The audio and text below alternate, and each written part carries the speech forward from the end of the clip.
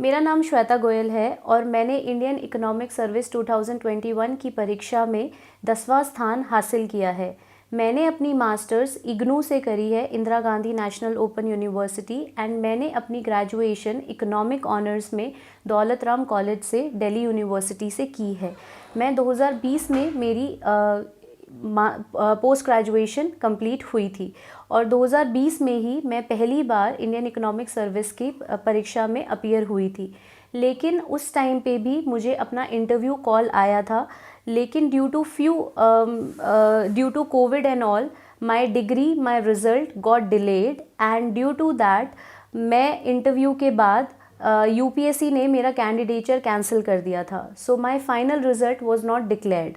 After that I appeared again in 2021 और इस साल मैंने 10वां स्थान हासिल किया है पूरे इंडिया में।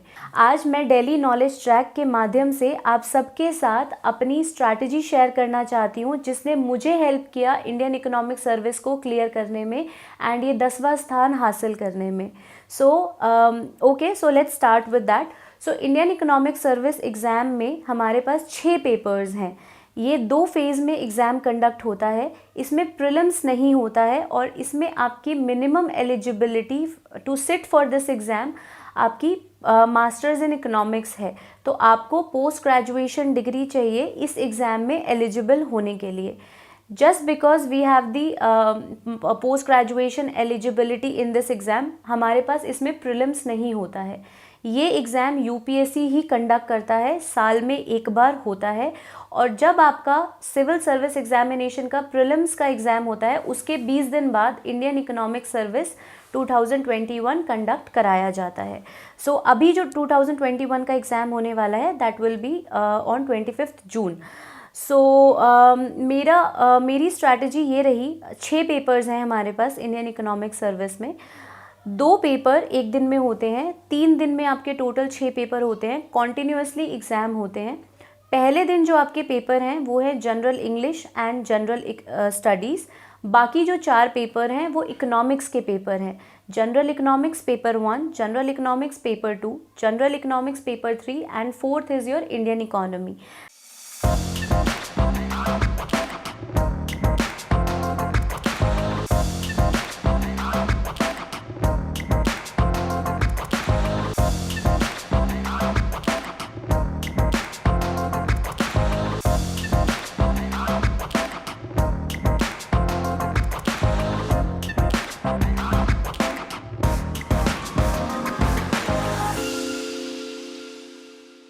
And those who qualify for the mains examination will appear for personality test।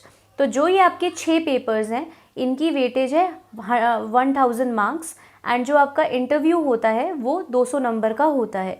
तो टोटल आपकी जो मेरिट बनती है वो 1200 नंबर में से बनती है।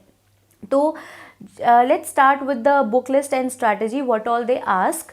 सो इंग्लिश का जो पेपर है जनरल इंग्लिश, वो आपका फर्स्ट पेपर फर्स्ट डे होता है। उसमें they ask you few grammatical portion, they ask you about to write an essay, a paragraph। ऐसे जो आपका होता है वो 30 मार्क्स का होता है, उसमें you have to write 1000 words. Paragraph 200 words का एंड सिर्फ 10 मार्क्स का होता है। 30 मार्क्स की ग्रामर आती है। टोटल जनरल इंग्लिश जो है वो 100 नंबर का पेपर होता है। जनरल इंग्लिश के लिए मैंने जो टारगेट किया था वो था मेरे न्यूज़पेपर रीडिंग ने मुझे बहुत हेल्प करी करंट अफेयर्स को इकट्ठा करने में, जिससे मैं एक अच्छा ऐसे लिख पाई। न्यूज़पेपर ने मुझे हेल्प करी अपनी ग्रामर इम्प्रूव करने के लिए, एंड जो आपका समरी राइटिंग होता है जिसमें आपको 1/3 में समरी लिखनी होती है, वो भी आप न्यूज़पेपर से ही हेल्प मिलती है। जो न्यूज़पेपर हम रीड करते हैं उसको हमें अननोइंगली हमारा इंग्लिश का जो स्किल है वो इम्प्रूव हो जाती है और वो हमें इंग्लिश में हेल्प करती है। जो दूसरा पेपर है that is your general studies paper. In general studies paper ये भी 100 नंबर का होता है। इसके अंदर 20 क्वेश्चंस पूछे जाते हैं, 4 पोर्शन से क्वेश्चंस होते हैं, history, economics, geography and your polity. हर एक से 5 क्वेश्चंस आते हैं। सबसे पहले पॉलिटी की बात करते हैं। पॉलिटी में जो आपके 5 क्वेश्चंस हैं वो आप इंडियन कॉन्स्टिट्यूशन एट वर्क की एनसीईआरटी है, ऑरेंज कवर एनसीईआरटी है, वो बहुत हेल्प करता है आंसर लिखने के लिए। एंड कुछ स्टैटिकल जो पोर्शन है वो आपकी पॉलिटी हेल्प करती है, लक्ष्मीकांत हेल्प करती है। देन जो आपका सेकंड पोर्शन है हिस्ट्री का, हिस्ट्री में 5 क्वेश्चंस आते हैं, लेकिन वो 5 अलग अलग हिस्ट्री से आते हैं, art and culture, ancient, medieval, modern and world history. तो ये काफ़ी लेंदी पोर्शन होता है, इसको आप सबसे एंड में करें बिकॉज 5 क्वेश्चन है और 5 काफ़ी बड़ी बड़ी किताबें हैं। एंशियंट के लिए again NCERT R S Sharma, medieval के लिए NCERT old NCERT, art and culture के लिए नितिन सिंघानिया, मॉडर्न के लिए स्पेक्ट्रम एंड वर्ल्ड हिस्ट्री के लिए अगेन एनसीईआरटी। देन आपका जो पोर्शन आता है ज्योग्राफी एंड एनवायरनमेंट, उसके लिए भी I refer NCERT only. And जो आपका लास्ट पोर्शन है इकोनॉमिक्स, उसके लिए जो हम बाकी के 4 पेपर्स प्रिपेयर करते हैं वहाँ से इसकी प्रिपरेशन ऑटोमेटिकली हो जाती है, तो आपको उसके लिए अलग से प्रिपेयर करने की ज़रूरत नहीं होती है। Now coming to the all the rest 4 papers of economics, so we have 4 papers। General economics 1 की बात कर लेते हैं। तो जो जनरल इकोनॉमिक्स 1 का पेपर है उसमें आपके पास 3 मेन सब्जेक्ट्स हैं। आपका इकोट्रिक्स है, स्टैटिस्टिक्स है, मैथमेटिक्स है, माइक्रो की मैथमेटिक्स है और माइक्रो इकोनॉमिक्स की थ्योरी भी है। सबसे पहले इकोट्रिक्स की बात कर लेते हैं, इकोनोमेट्रिक्स की। वो मैंने गुजराती से पढ़ी थी, मेरी डीयू की रीडिंग थी सेकेंड ईयर में, Gujarati help me in that. जो स्टैट्स का पोर्शन था वो मैंने गुजराती से ही कवर किया था। जब आप इकोनोमेट्रिक्स पढ़ते हो तो वहाँ से आपका स्टैट्स ऑलरेडी प्रिपेयर हो जाता है। जब आप मैथ्स की बात करते हो, मैथ्स में 2 टॉपिक्स बहुत इंपॉर्टेंट है, input output and linear programming.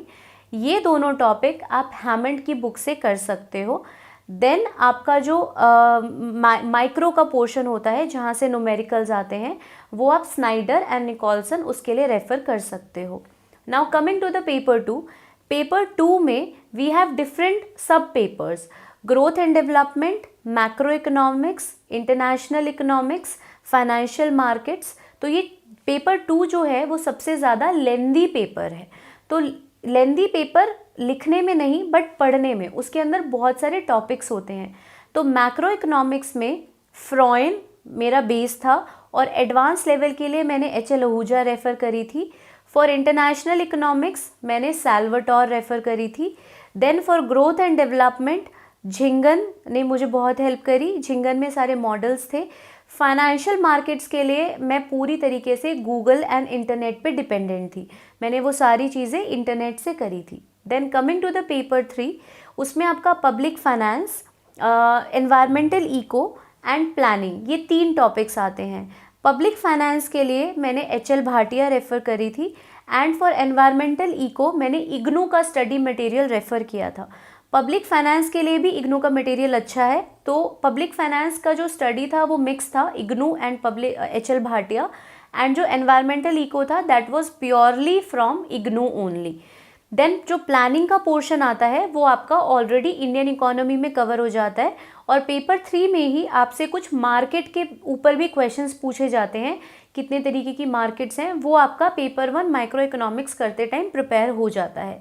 Then paper 4 Indian economy, मेरे सबसे ज़्यादा मार्क्स इंडियन इकोनॉमी में ही हैं, आई स्कोर्ड 104।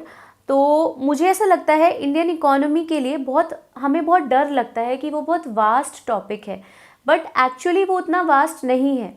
अभी मैं आपको एक पूरी स्ट्रैटेजी बताती हूँ ओवरऑल, जिसने मुझे पेपर क्लियर करने में हेल्प करी। पहले मैं बुक लिस्ट ख़त्म कर लेती हूँ। तो पेपर 4 के लिए मेरा entire source was internet. Paper 4 के लिए आई वॉज एंटायरली, पूरी तरीके से मैं सिर्फ इंटरनेट पे ही डिपेंडेंट थी, पूरे तरीके से इंटरनेट ही फॉलो किया मैंने। उसमें क्या क्या चीज़ें थी, जैसे मैंने क्या करा, पूरे प्रीवियस ईयर के पेपर निकाले, ये मैं आपको ओवरऑल बता रही हूँ, ऑल द 4 पेपर्स।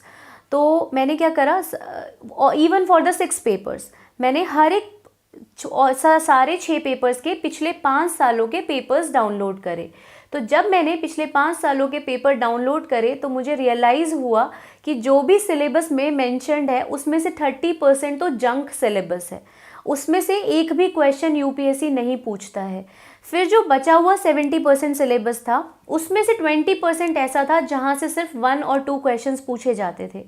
तो मेरा टारगेट था सबसे पहले वो 50% सिलेबस पूरा करना जहाँ से 80% क्वेश्चंस आ रहे हैं। तो मैंने उस 50% क्वेश्चंस को आइडेंटिफाई कैसे किया, मैंने एक हाथ में पेपर्स लिए, एक हाथ में सिलेबस लिया, मार्क करना शुरू करा। जैसे फॉर एग्जांपल कंज्यूमर थ्योरी है तो मैंने कंज्यूमर थ्योरी लिखा, उसमें से सब टॉपिक्स क्या क्या पूछे गए हैं वो लिखा, पूरा मैंने अपने नोट्स बनाए and then my focus was to cover the topic. मुझे पूरा टॉपिक कवर करना था, मुझे कोई भी बुक कवर नहीं करनी थी। तो मैं आप लोगों के साथ भी यही शेयर करूंगी कि सबसे इम्पॉर्टेंट है प्रीवियस ईयर पेपर को बहुत अच्छे से एनालाइज करना। प्रीवियस ईयर अगर एनालाइज नहीं करोगे तो आप इस एग्ज़ाम का कोड कभी नहीं समझ पाओगे कि यूपीएससी की क्या डिमांड है और आप इसे कैसे क्रैक कर सकते हो। मैंने पूरी प्रिपरेशन अपनी प्रीवियस ईयर से ही करी थी।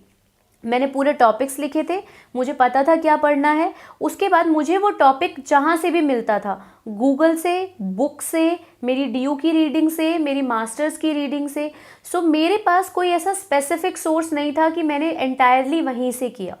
तो मेरा पूरा फोकस टॉपिक्स थे, उस टॉपिक्स को मैं गूगल करती थी, मुझे गूगल पे कुछ अच्छा मिला तो ठीक है, वरना मैं अपनी कॉलेज की रीडिंग से करती थी। सो आपके साथ भी मेरा यही सजेशन रहेगा कि आप अपनी टॉपिक्स पहले आइडेंटिफाई करो कि आपको पढ़ना क्या है and only after that go for the books. मैंने उमा कपिला नहीं रेफ़र करी। अब मैं आपको पेपर 4 का बताती हूँ स्पेसिफिकली। पेपर 4 का अगर आप ऑब्जर्व करोगे तो हमारे पास सिलेबस है एग्रीकल्चर, इंडस्ट्री, लेबर, इन्फ्लेशन। अगर आप ऑब्जर्व करोगे तो इनमें से जो टॉपिक्स करंट अफेयर्स में रहते हैं उसी पे क्वेश्चन आता है इंडियन इकोनॉमी में।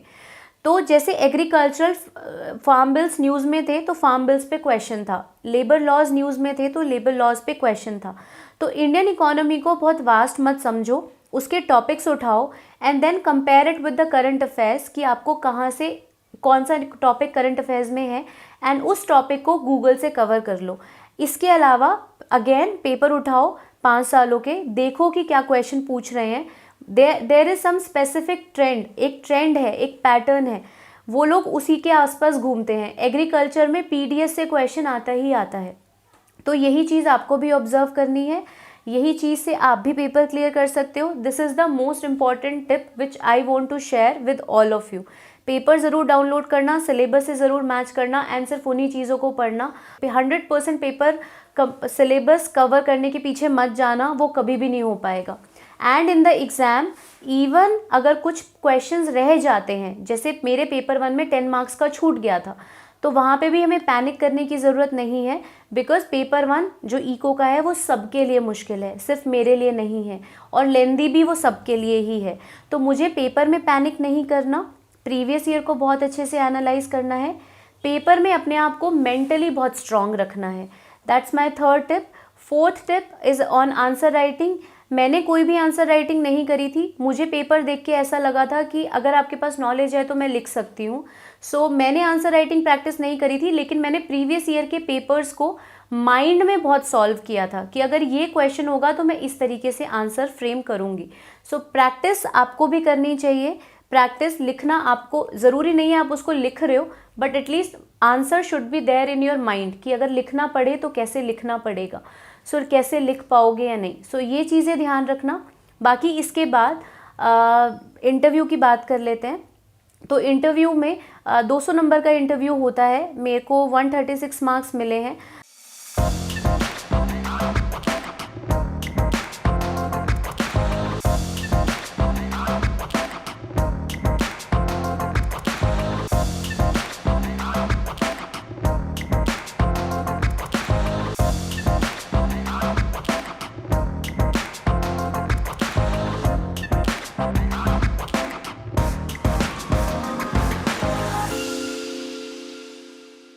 सो इंटरव्यू में मेरा ये सजेशन रहेगा कि करंट अफेयर्स से ज़्यादा पूछते हैं, थोड़ा सा स्टैटिक पोर्शन रहता है, लेकिन डैफ भी बहुत इम्पॉर्टेंट है। डैफ इसलिए इम्पॉर्टेंट है, जो आप डैफ आपके मेंस, आप जब मेंस क्वालिफाई करते हो तो आपको एक डिटेल्ड एप्लीकेशन फॉर्म फिल करना पड़ता है, जिसमें आप अपनी हॉबीज़, अपनी एजुकेशन बैकग्राउंड, अपना पेरेंट्स का बैकग्राउंड, ये सब बताते हो। आपने जो भी डैफ में भरा है उसको आपको वर्ड टू वर्ड सारी इन्फॉर्मेशन पता होनी चाहिए। आपको अपने स्टेटहुड के बारे में पता होना चाहिए, करंट अफेयर्स में क्या क्या चल रहा है वो पता होना चाहिए। आपको ये पता होना चाहिए कि आपकी एजुकेशन जहाँ से भी आपने, जैसे दौलत राम से मैंने करी है तो उस कॉलेज का बैकग्राउंड पता होना चाहिए। सो ये सारी चीज़ें हमें पता होनी चाहिए, आपके सारी चीज़ें। सो डैफ में जो जो लिखा है उसे बहुत केयरफुली प्रिपेयर करना है। बाकी मैंने जो किया था, मैंने बहुत सारे मॉक्स इंटरव्यू दिए थे। मैंने सिविल सर्विस वालों के साथ, उनके पैनल के साथ अपने आप को मॉक इंटरव्यूज़ दिए थे, तो उसमें मुझे बहुत हेल्प मिली थी, मेरा कॉन्फिडेंस बहुत इम्प्रूव हुआ था। तो मेरा आप लोगों को सजेशन यही रहेगा, अगर आपको इंटरव्यू कॉल आता है तो आप लोग पैनिक मत करना, अपना डैफ अच्छे से प्रिपेयर करना, अपना करंट अफेयर स्ट्रॉन्ग रखना, और आपको जब भी इंटरव्यू कॉल आएगा, आप इंटरव्यू देने जाओगे, बस कॉन्फिडेंट रहना। इंटरव्यू में वहाँ पे क्या क्वेश्चन पूछे जाएंगे, कभी कभी जो भी आप पढ़ के जाते हो वहाँ से एक भी क्वेश्चन नहीं आता, और कभी कभी जो आप पढ़ के जाते हो उस पे से सब आता है। So it's more of luck as well. तो पैनिक नहीं करना, कॉन्फिडेंस रहना है, क्वेश्चन ना आना इज़ एब्सोल्युटली ओके देयर। बाकी रही बात करंट अफेयर्स की, तो आप करंट अफेयर्स के लिए कोई भी मंथली मैगजीन फॉलो कर सकते हो। So that was my strategy for all of you for Indian Economic Service. I hope this helped you, and thank you very much for Delhi Knowledge Track for giving me chance to share this strategy with all of you. Thank you everyone.